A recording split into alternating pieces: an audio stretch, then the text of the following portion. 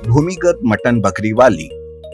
संतोषी नाम की एक औरत भूमिगत मटन शॉप चलाती थी। मटन शॉप का किराया ना दे पाने की वजह से दुकान के मालिक ने संतोषी का दुकान बंद करवा दिया था। इसलिए संतोषी ने अपने ही घर के अंदर एक भूमिगत मटन शॉप खोली थी। एक बार नरेश नाम का एक लड़का संतोषी के पास आता है और कहता है, दीदी, मुझे काम की बहुत जरूरत है, प्लीज मुझे अपने यहाँ काम पर रख लो ना। अरे भाई, तुम कौन हो ये तो मुझे नहीं पता, पर मेरे पास तुम्हें देने के लिए कोई काम नहीं है। मैं तो भूमिगत मटन शॉप चलाती हूँ जहाँ लोग कम ही आते हैं। बड़ी मुश्किल से खर्चा निकल जाता है। दीदी, मेरे पास एक आइडिया है। लोग अगर भूमिगत मटन शॉप पर नहीं आ रहे हैं तो क्या हुआ, मैं मटन लोगों तक पहुँचाने का काम करता हूँ। इस तरह से मटन का व्यापार अच्छे से चल जाएगा। संतोषी यह सुनकर थोड़ी देर सोचती है और वो कहती है, तुम्हारा आइडिया तो बहुत ही अच्छा है। तुम कल से आ जाना काम के लिए। दूसरे दिन से नरेश संतोषी के यहाँ काम पर आने लगता है। संतोषी मटन काट के रखती थी और बाद में नरेश उसे लोगों के घर तक पहुँचाता था। इस तरह से संतोषी का व्यापार अच्छे से चलने लगा। फिर एक दिन नरेश कहता है, दीदी, आप जो भेड़ बकरियां खरीदते हो वो तो बहुत ही कमजोर होते हैं। इस वजह से भी लोग हमारा मटन नहीं लेना चाहते। उन्हें तो स्वादिष्ट और हट्टे कट्टे भेड़ बकरियों का मटन चाहिए होता है।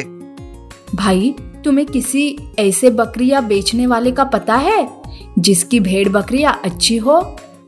हाँ दीदी, अब भेड़ बकरियां खरीदने का काम भी मैं ही करूँगा। आप तो बस अपना ये भूमिगत मटन शॉप संभालो। दूसरे दिन से ही नरेश दुकान के लिए भेड़ बकरियां खरीदने लगता है। नरेश उन भेड़ बकरियों को आधे रास्ते में ही एक इंजेक्शन देता है। दरअसल नरेश एक चोर रहता है और वो संतोषी के आड़ में अपने चोरी का काम करने की सोचता है। उन सब भेड़ बकरियों को लेकर संतोषी के भूमिगत मटन शॉप में वो ले आता है। उसके बाद संतोषी उन भेड़ बकरियों का मटन बनाने लगती है और नरेश मटन को लोगों तक पहुंचाने का काम करता है। जिस जिस घर में वो मटन बेचा जाता है वो सारे लोग मटन खाकर बेहोश हो जाते हैं। तब नरेश सोचता है, अब जैसे ही आधी रात हो जाएगी तब मैं घर में जाकर चोरी कर लूंगा और इस बात की किसी को कोई कानो कान खबर भी नहीं होगी। ऐसा सोचकर नरेश रात में घरों में जाकर चोरी करता है। वो चोरी किया हुआ सारा माल भूमिगत मटन शॉप में ही छुपा कर रखता है। इस तरह से नरेश का चोरी करने का सिलसिला बढ़ते ही जाता है, जिस वजह से पुलिस स्टेशन में चोरी की कंप्लेंट भी आने लगती है। इसी तरह एक बार चोरी की छानबीन करते वक्त एक पुलिस ऑफिसर संतोषी के भूमिगत मटन शॉप में आता है।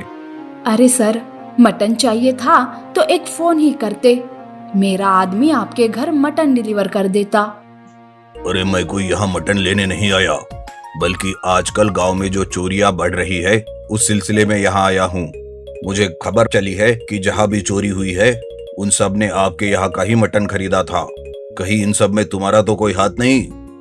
नहीं नहीं सर, भला मैं ऐसा क्यों करूँगी? मेरा व्यापार तो बहुत ही अच्छे से चल रहा है और मैं ईमानदारी से काम करती हूँ। संतोषी की बातें सुनकर पुलिस वाला वहाँ से चला जाता है। तब संतोषी सोचती है, आखिर ये सब कौन कर रहा होगा मेरे मटन के व्यापार के आड़ में? क्या ये सब नरेश तो नहीं कर रहा? मुझे इसका पता लगाना ही होगा। संतोषी ऐसा सोच ही रही थी कि तभी नरेश भेड़ बकरियां खरीदने के लिए पैसे मांगने आता है। तब संतोषी नरेश से कहती है, अरे भाई, आज तुम ही दुकान संभालो। मेरी तबीयत कुछ खास नहीं लग रही है। मैं घर जाकर आराम करना चाहती हूँ। हाँ हाँ दीदी, आप जाइए, आराम कीजिए, मैं सब संभाल लूंगा। संतोषी बीमारी का नाटक करके घर चली जाती है। नरेश पैसे लेकर बाजार चला जाता है और वहां से भेड़ बकरियां लाकर सीधा भूमिगत मटन शॉप में जाता है और वहां जाकर भेड़ बकरियों को इंजेक्शन लगाने लगता है। इस संतोषी को बेवकूफ बनाना कितना आसान है। इसके रहते मेरा चोरी का काम कितनी आसानी से हो रहा है। इस बेवकूफ को तो ये भी नहीं पता कि चोरी का सारा माल मैंने इसी भूमिगत मटन शॉप में छुपा कर रखा है। ये सारा नजारा संतोषी चुपके से देख लेती है और नरेश की बातें भी सुन लेती है। तब संतोषी भी एक प्लान बनाकर नरेश के लिए खाना बनाकर लाती है और कहती है, भाई, आज तुमने ढेर सारे काम करे, ये लो थक गए होंगे ना और भूख भी लगी होंगी। मैंने तुम्हारे लिए खाना पकाया है, ये लो खाना खा लो। अरे दीदी, इसकी क्या जरूरत थी? पर चलो मैं खा ही लेता हूँ। नरेश संतोषी ने लाया हुआ खाना खा लेता है। तब संतोषी मन ही मन में मुस्कुराती है। खाना खाते ही नरेश बेहोश हो जाता है। तब संतोषी पुलिस को फोन करके अपने भूमिगत मटन शॉप में उन्हें बुलाती है। पुलिस भी वहां तुरंत पहुंचती है। संतोषी उन्हें सब कुछ बता देती है। फिर पुलिस भूमिगत मटन शॉप में छुपाए हुए सारे चोरी के माल को ढूंढकर जब्त कर लेती है और नरेश को जेल में डाल देते हैं।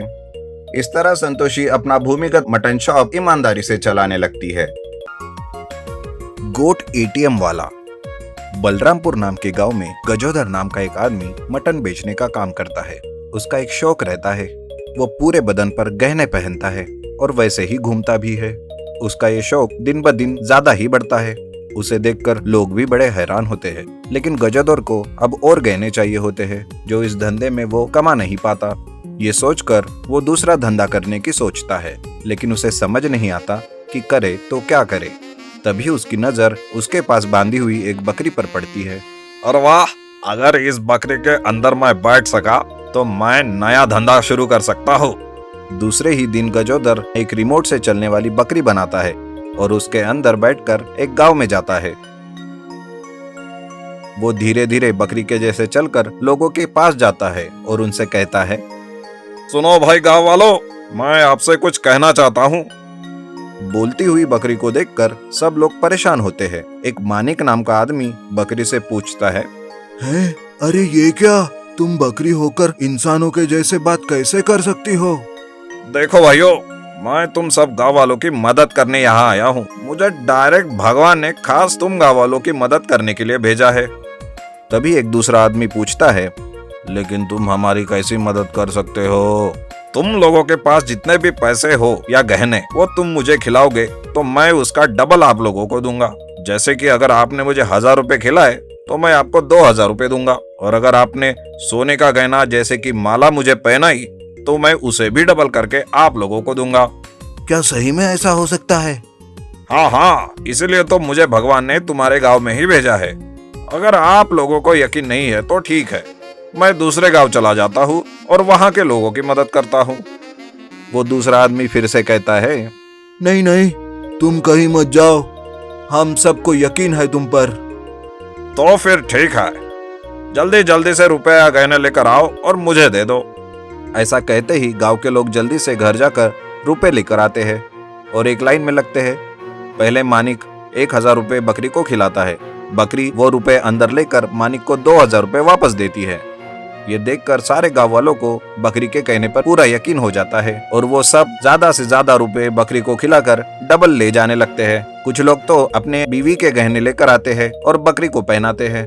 बकरी उसके गहने भी डबल करके वापस कर देती है। पूरा दिन भर लोगों के पैसे और गहने डबल करने के बाद रात होती है और गजोदर वापस चला जाता है। इधर गांव के लोग घर जाकर अपने डबल हुए पैसों और गहनों को अच्छे से देखते हैं तो उनको पता चलता है कि वे सब नकली है। अरे ये क्या, ये रुपए तो नकली है। अरे मैं लुट गया, मैं बर्बाद हो गया। इधर गजोदर कभी इस गांव में कभी उस गांव में करते करते काफी सारा रुपया और गहने कमाता है। लेकिन एक दिन एक सांबा नाम का आदमी बकरी को नए गांव में पकड़ लेता है। अरे वाह, तुम तो वही बोलने वाली बकरी हो ना जो पैसे लेकर डबल करके देती हो? हाँ हाँ, मैं वही हूँ। बोलो, तुम्हें भी करने हैं क्या पैसे डबल? हाँ हाँ, लेकिन डबल नहीं, मुझे तो सारे के सारे चाहिए। मतलब मैं समझा नहीं। मतलब ये कि तुम जब पैसे खाकर डबल दे सकते हो तो इसका मतलब तुम्हारे पेट में बहुत सारा रुपया होगा। मैं तुम्हें एक मटन वाले को ही बेच दूंगा और उससे काफी सारा रुपया लूंगा।